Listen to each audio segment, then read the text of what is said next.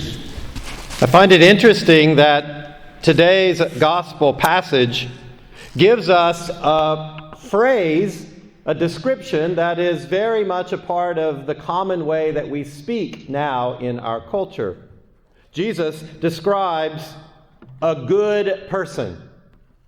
Think of how much we use that word. I imagine if you ask most people, like, what do you try to be in your life? That would be a very common answer. Well, I try to be a good person. But if we think about what's meant by that phrase, it's actually usually a very low standard. If we were to describe somebody as a good person, we usually mean, well, they're not mean to most people most of the time. If I'm not really mean all the time, well, that qualifies me as a good person. In fact, I hear the phrase often used as kind of an excuse. Someone does something bad, and then we say, but really they're a good person. And when we observe someone who seems to go above and beyond, they practice charity, they are known for their kindness, well, they might not get much more than they're a really good person. But here's the description that Jesus gives. And so it's a good phrase, obviously. He gives it to us. But I think we need to raise the standard when it comes to what we mean in describing a good person. If you were to say, I consider myself a good person, think about what you mean. What if instead of, I think I'm a good person, you were to say, I reflect the image and likeness of God? How would you judge yourself according to that standard? Probably most of us would back up a little bit and say, well, not as good as I should. And yet, the Bible also does tell us that from the beginning, we were made in the image and likeness of God. That's what it means to be human. That we are made in the image and likeness of God. That's the standard that we should strive for. Now, the reality, of course, is that we fail in that standard. But that's why Jesus comes to us in the first place. Because we have failed in the standard of a good person being the image and likeness of God, Jesus redeems us from our failures. And not only does he redeem us, he provides grace so that we better reflect the image and likeness of God. And that grace that God provides for us, that's what we're celebrating in the sacrament of confirmation. That the standard for each of you is not just generally be a good person, but let your life reflect the image and likeness of God, because that's the way you were made. It's important then that we think about this reality. Now, when Jesus describes this good person, he says that a good person is good because of the store of goodness in his heart, but an evil person has a store of evil in our hearts. So we know full well that even though we are made in the image and likeness of God, even though we do strive to be good people, within us there is this complex reality of good and evil. We are capable of good and we are capable of evil. That's part of being human. But notice that when Jesus describes a good or evil person, he doesn't just say, is that in you? But rather he says, from the store of what is in you. Meaning, there is a fullness that is within us. So we have both, but it is up to us how we create a fullness within us.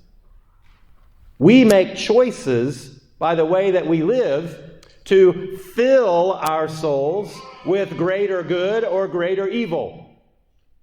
What we consume, the things that we choose to bring into our lives, the actions that are a response to the call to good in our lives, those build up the store of what is in us.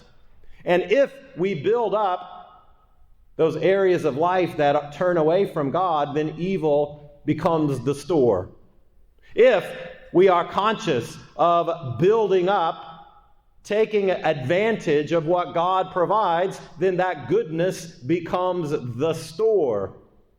And the goodness of God is what is reflected. The image and likeness of God is what comes from us according to the store, the fullness of what is in us. Now, today's readings also give us one very concrete way to examine what really is in us. So notice also that in this gospel passage, Jesus describes a store of evil or good, and then he says, from the fullness of the heart, the mouth speaks. So one standard for us to gauge, do I reflect the image and likeness of God, is how do I speak? What do I say? This can be a much harder challenge for us. And to reinforce it, Jesus also is reflecting what is captured in the Old Testament, in the wisdom expressed in the tradition of the Scriptures, today given to us in the book of Sirach. We are told that one's faults are revealed when one speaks. He says the fruit of a tree shows the care it has had. So too does one's speech disclose the bent of one's mind. What's really in us comes out in what we say. And to go further still, he says, praise no one before he speaks, for it is then when he speaks that one is tested. Well, that's a very concrete standard. So we might start with the hardest reality maybe in today's world. When you get into a conversation about politics, what comes out of your mouth? Is that speech that reflects the image and likeness of God? Now, when it comes to speaking about the state of the world in which we live, there might well be all kinds of criticisms and curses that come out of our mouths. But it is not only that we should speak nice. The goal of a nice person shouldn't just be, don't be mean. The goal should be that my language reflects my faith. And to really have faith means that I believe that God is in charge. So when I find myself wringing my hands, complaining about what is going on around me, how strongly do I believe that God is in charge? What about the way we speak to those people that are closest to us? How do we speak to our own families? Not just when other people are in earshot, but when no one else hears. And then it's not only a matter of, do I better control the negative that might come out of me, but how quickly does my mouth sing the praise of God? If the love of God is the fullness of my heart, well, that will be visible because all of the good that I see in this world will instantly remind me of God. As soon as I see the beauty of creation, as soon as I see someone I love, as soon as I see the need of a brother or sister, my immediate thought is, God is present in this moment. Praise be God. And so it's not just the standard of don't say bad things, but rather the standard of letting our voices reflect the God who is present in the world around us. To speak in such a way that we evangelize by pointing the attention of people in all our settings to the hope that is in us because of God. The fullness of the heart is revealed by our speech. This is the definition that Jesus gives in talking about a good person. Now, God is not just sitting back and watching or listening to see how we do. We have the wrong impression sometimes that God is just kind of out there seeing whether we stack up more good words or bad words, but that is not the way that God operates. Certainly, God is aware of our actions and our words, but God is providing continually so that we are drawing from the fullness of His place in our life. Again, confirmation is an opportunity for this. So let's think specifically about what confirmation provides. You have been taught in your preparation about the gifts of the Spirit. So think concretely for a minute about how the gifts of the Spirit could help you in the things you say. To review a little bit, these gifts are things like wisdom, knowledge, understanding, piety. These would be helpful things if we are trying to speak into situations that make up our ordinary lives.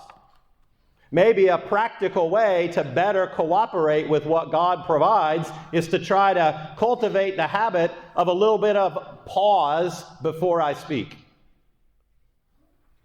Because within me, there is both the good and the bad, and I'm trying to cultivate so that the good is the fullness of my life. But I know that I'm capable of getting this wrong. So let me pause just for a second and check. Where is this coming from? To draw from the wisdom and knowledge and understanding that God provides, so that what I say reflects my belief in God, a kindness, a hope, an encouragement, ultimately a praise of God because He is present for us. So today, we are called by Jesus to be a good person. But we should have a higher standard than our world has in this moment. We should have the standard of reflecting the image and likeness of God in which we are made. We do that concretely by the words we speak. And so our prayer is that the grace God provides in this moment of confirmation and in this moment of nourishment in the Eucharist, that our very words will reflect the faith that is in us, so that our lives truly do reflect the image and likeness of God.